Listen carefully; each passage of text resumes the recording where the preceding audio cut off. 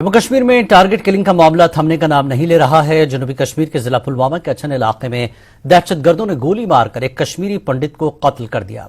बताया जा रहा है कि महलूक संजय शर्मा बैंक के सिक्योरिटी गार्ड थे।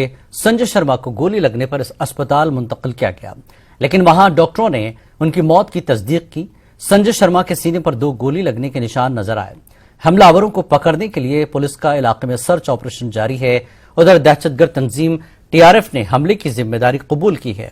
मुख्तलिफ गोशों से इस हमले की मजम्मत की जा रही है। ये आज लगभग 9:30 बजे के आसपास हुआ। सब लोग अपने अपने काम में मशगूल थे। अचानक फायरिंग की आवाज़ आ गई तो लोग दौड़ पड़े और वहाँ देखा ये संजय कुमार हमारा भाई जो था, उसको गोलियां लगी थी। फिर जल्दी से उसको हमने पुलवामा शिफ्ट किया, तो लेकिन बदकिस्मती से ये रास्ते में ही दम तोड़ बैठा है।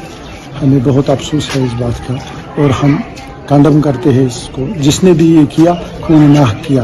ये बेचारा गरीब था, इसकी 3 बेटियां हैं और बहुत गरीब आदमी था।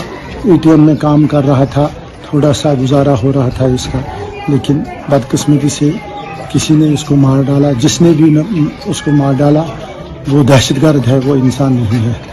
इस बेगुनाह को उसने गोली मारी तो अल्लाह ताला उसके साथ बहुत बुरा करेगा जिसने भी ये काम किया। हम पूरे गांव के लोग इस गम में शरीक है। ये हमारे भाई थे।